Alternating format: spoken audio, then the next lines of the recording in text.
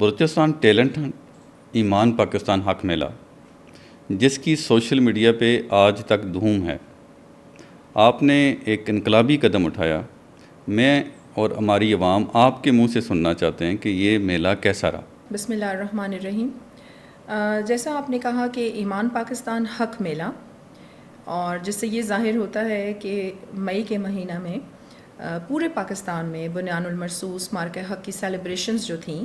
وہ جاری تھیں، تو بلوچستان پیچھے کیسے رہ سکتا تھا۔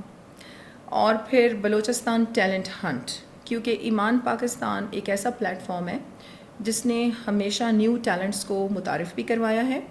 اور یوتھ انگیجمنٹ کا جو ہے وہ کام ہم ہمیشہ سے کرتے آ رہے ہیں۔ تو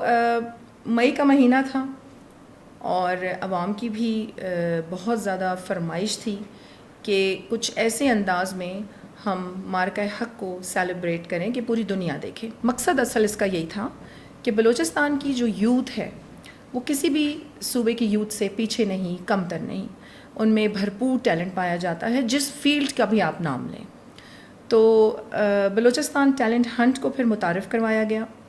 پورے بلوچستان سے پارٹیسپیشن ہوئی، اور امتیاز صاحب خوش آئند بات یہ ہے کہ بہت بڑی تعداد میں فیمیلز نے، ہماری بچیوں نے اس پلیٹ فارم پر اپنے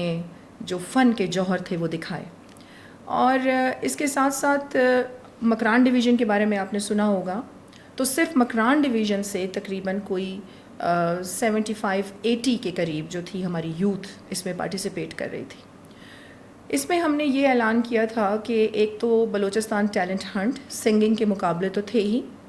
انسٹرومنٹ پلے کرنے کے مقابلے کوائے گئے، اسپیچز کے مقابلے تھے، پینٹرز نے اس میں پارٹیسپیٹ کیا، ایون کہ ہماری جو بچیاں باڈی بلڈرز تھیں کوئٹہ سے، ان کو بھی پذیرائی ملی اس پلیٹ فارم پر۔ تو اصل اس کا مقصد یہی تھا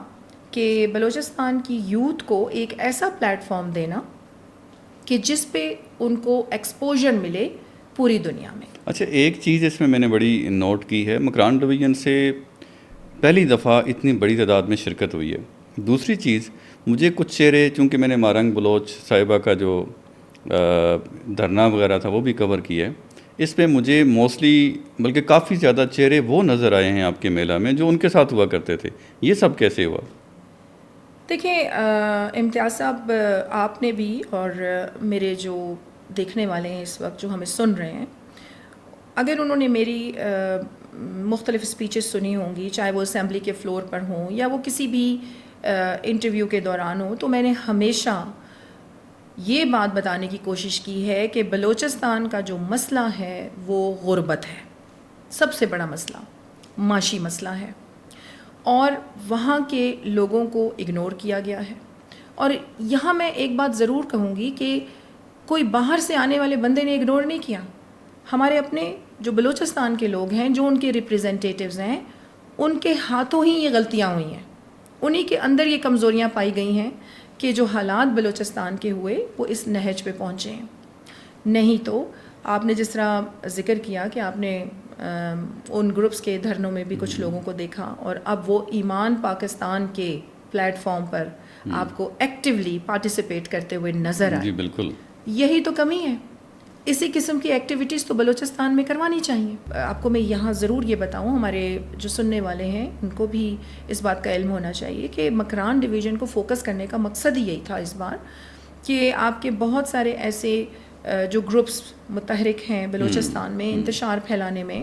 اور کچھ دہشت گردی کی جو ایکٹیویٹیز وہاں پر ہوتی ہیں، تو مکران ڈویژن کو بہت فوکس کیا جاتا ہے، اور وہاں کے کچھ ناسمجھ جو ہماری لوگ ہیں وہ ان کے ہتھے چڑھ جاتے ہیں، ان کے اعلی کار بن جاتے ہیں، اور وہ بھی اپنی مجبوریوں کی وجہ سے، غربت کی وجہ سے بلیک میل ہو جاتے ہیں۔ تو مکران ڈویژن کو اسی لیے فوکس کیا گیا کیونکہ آپ دیکھیں کہ تربت ہو یا گوادر ہو، آپ یہاں کے لوگ بہت انٹلیکچوئل ہیں، بڑے بڑے پوئٹس یہاں سے گزرے ہیں، اور انگلش لٹریچر پڑھنے والے لوگ جو ہیں یہاں سے گزرے ہیں، اور یہ جو بچے بچیاں میں نے اس میلے میں بلائے ہوئے تھے، بے حد اچھی انگلش میں انہوں نے اسپیچز کی ہیں، اور میں تو بلکہ انہیں دیکھ کے اس بات پہ حیران تھی۔ تو یہ مٹھی بھر لوگ جو ہیں جو انتشار پھیلاتے ہیں یا دشمنوں کا اعلی کار بنتے ہیں، نہیں تو most of the people of Balochistan بہت محب الوطن ہیں، اور اگر آپ ان کو اس قسم کے پلیٹ فارمز دیں گے تو وہ کیوں دشمنوں کے ہاتھوں میں اچھا میم، ہمارے میڈیا کے لیے، ہمارے دوسرے ارکان اسمبلی کے لیے اور گورنمنٹ آف بلوچستان کے لیے ایک مشعل راہ کے طور پہ میں یہ چاہوں گا کہ آپ چند جملوں میں مجھے یہ بتائیں کہ یوتھ کا پیسیمزم سے آپٹیمزم کا یہ سفر، اس میں آپ نے کیا ایسا کیا کہ وہ اب سارے آپٹیمسٹک ہیں؟ دیکھیں،